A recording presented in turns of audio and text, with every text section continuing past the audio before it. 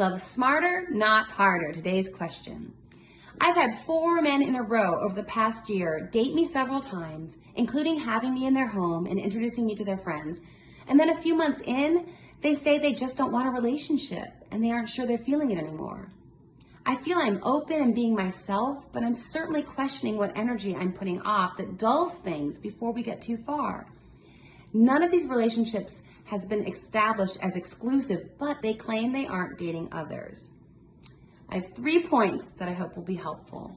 The first one is that very painful truth that dating, by definition, is a trial basis situation.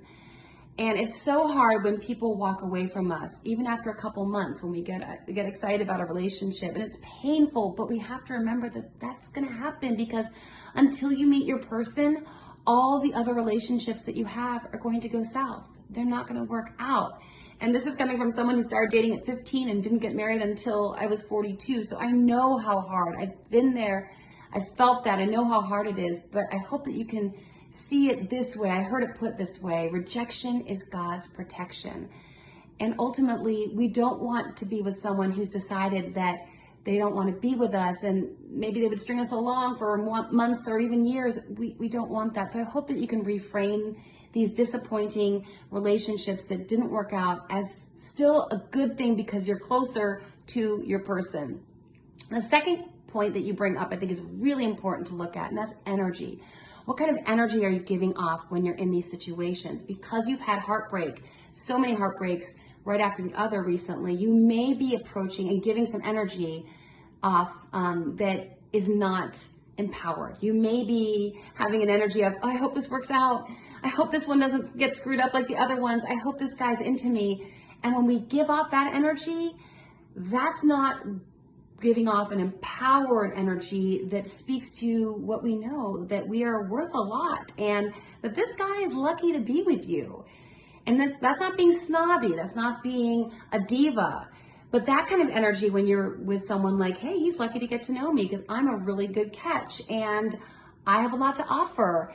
So if we're giving off that energy, we are then communicating our worth. And then if he doesn't like us, then, well, that's on him. And he obviously isn't worth us because he couldn't see what a great catch we are.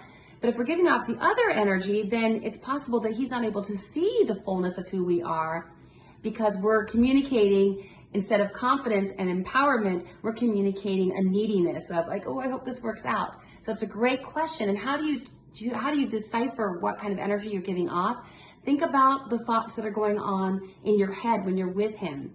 Take a look at your inner monologue and listen to it. What are you saying to yourself? And when you catch yourself saying something to yourself like, oh, I hope this one works. I hope he likes me. Replace that with, no. I hope he likes me because I want most people to like me. But I hope that I like him. Like, turn it around. Like, I'm interested whether he's good enough for me, whether he's a fit for my life. And the third point that you brought up is that you said the guys weren't exclusive, the relationships weren't exclusive, but the guys weren't seeing anyone else. And until someone's asked you to be exclusive, then we really don't know what they're doing. I mean, they can say they aren't, but we don't really know. But the bigger picture here is that perhaps to protect yourself in the future, maybe Dr. Dwayna Welch talks about this in episode 92 of my podcast, and I'd highly recommend you listen to that. She talks about not giving too much emotionally or physically before the man has asked you to be exclusive.